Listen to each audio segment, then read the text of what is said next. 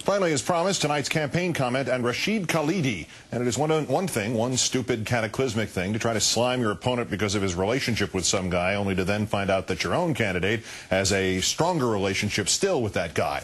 But this graduates to the level of fatal political malpractice, when the ultimate result of your effort to slime your opponent is to, in fact, draw a parallel between your candidate and William Ayres.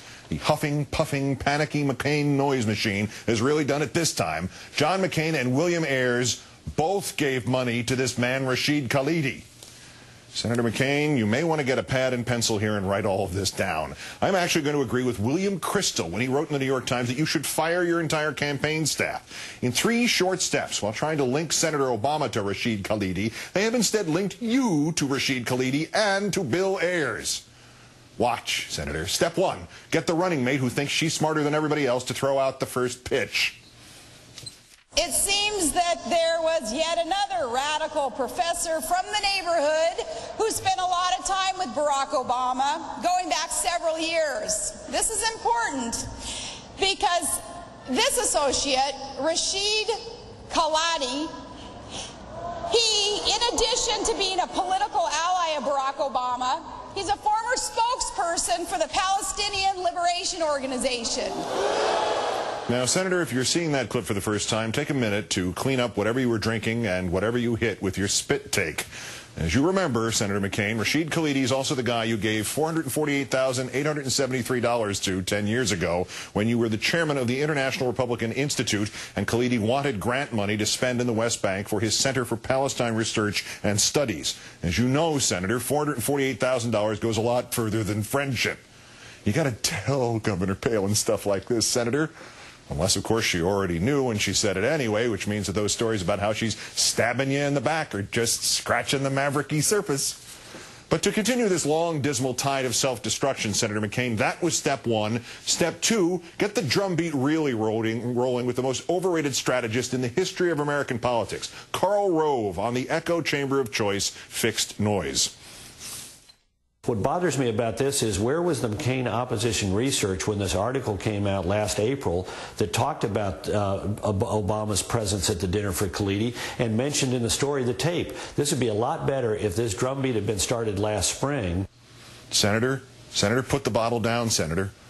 You may know all too well, and I may just be guessing, that Mccain-Khalidi had to have come up last spring, but what used to be the cooler heads in your campaign said, "Ixnay on the LDK." Because your campaign had to have known that you mainlined directly back to him, and not just the $448,000 grant in 1998, but another series of other grants from your group to Khalidi's group in 1993. You'd know how much those were for. We haven't found out. Yet. But the smart folks are all gone now. All you got left are Sarah Palin and Karl Rove and Rudy Giuliani. Steps 1 and 2 having been completed, he was step 3. I know. Let's ask Rudy. He'll try anything. Honestly, Senator, I know you like this man, but frankly, if he's talking about anything west of Hoboken, New Jersey, or anything more complicated than how to speed crosstown traffic, he's lost. The problem is, when Rudy Giuliani starts talking Mccain-Khalidi, not only is Rudy going down, but he's taking you with him. What I do know is that Khalidi has made very incendiary remarks about Israel being racist. He has a connection with the PLO. He worked for an organization called WAFA, I think it's W-A-F-A. He was their spokesman. I believe Khalidi's wife was the translator for that organization, which was affiliated with the PLO. And he has been, I think I don't think there'd be any dispute about the fact that he has a very hostile view to the state of Israel. And he was given a party, I guess it was sometime in the early 2000s, and Senator Obama appeared at that party and said laudatory things about him. Also, Senator Obama and Ayres, sitting on the Woods board, gave something like $70,000 or $80,000 to Khalidi's organizations. Senator, morals aside, this is the classic problem of guilt by association. Obama and Ayres gave Khalidi's organizations $80,000. McCain gave Khalidi's organizations $448,000. Obama and Ayres, Obama and Ayres, Obama and Ayres, and McCain. Obama and Ayres and McCain. Ayres and McCain. Ayres and McCain. So now not only is Mccain-Khalidi your problem and not Obama's, but now you're connected to Bill Ayres. The only difference is who gave this nebulously nefarious guy with the Arabic name more money, you or Ayres. Well, golly, Senator, that'd be you by a figure of at least 5 to 1, which is also the ratio of your campaign sleaze bombs that blow up in your own face. Retire them, Senator, and also this clown college you've got before they, quote, advise you, unquote, into trying to link Obama to the Keating Five or something.